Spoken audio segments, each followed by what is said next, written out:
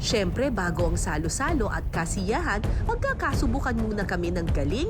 Kaya, ang una naming gagawin, Hito Hakot Challenge. Paramihan kami ni Miss Cara ng maha-harvest na hito sa loob ng 3 minuto. Okay, manguha na tayo ng hito! Ilalagay sa mga floating basket ang mga nahuling hito at saka titimbangin. Game ka na ba, Mikey? Gina G! Let's go! Miss Cara, Miss Mikey, nandito sa akin ang inyong mga bucket kung saan ilalagay niyo ang mga nahuli niyong hito. Konti, ano ba yan? Paasan kayo! Halika dito! Yan, hawakan mo ilalim. Wait lang! Naiinom ko siya na parang mineral water. Pumusok na ako sa tubig ng hito. Lumusong na kami ni Mikey sa fish pond para manguha ng mga hito.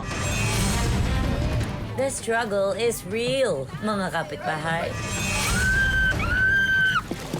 Ah, very good, Mikey! Wait lang! Nek! Dapat pangat! Papasok sila sa sapatos ko!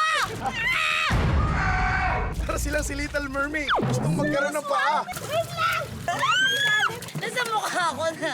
Mas marami at mas lumalamang si Bakit ang Mikey. itim ng tubig? Ay, hindi po. Malilinis po yan. Putek. Andyan- I think tama na! Pasok kayo! Okay, 1 minute and 30 seconds. Bigay niyo na lahat. Oo.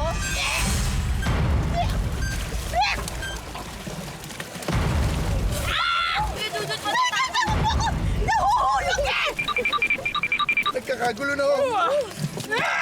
Ayan! Hala, parang dikit na dikit ang laban. Aray ko, pinikis nila yung pako. Ah, tama na po. Last 30 seconds. Ito na po ang sabi kung sino mananalo sa ating challenge na ito. Makapagod ah! 5, 4, Laki doon! 3, 2, and 1. Tapos na po ang ating laban. May paliguan ba dito? Kamusta? Pupunta sa mukha ko eh! Ako din po. Ano ba to? Kaya Bibilangin muna o natin. kikiluhin? Kikiluin to. I am very confident. Yes, thank you very much. I think I'm gonna win. Miss Cara naman. I don't feel any pressure right now. So, unahin natin yung kay Mikey. Yes! Sa akin to, no? Grabe, Mikey, may giant kang nahuli. Pero may babies din. Kuya, lakas mo ah. Oh my God!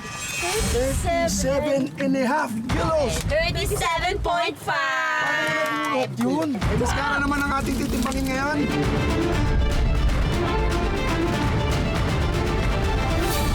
Oh, panalo si Mikey! 3. Alain mo yon. At ang nagwagi sa Hito Hakot Challenge. Si Mikey, good job!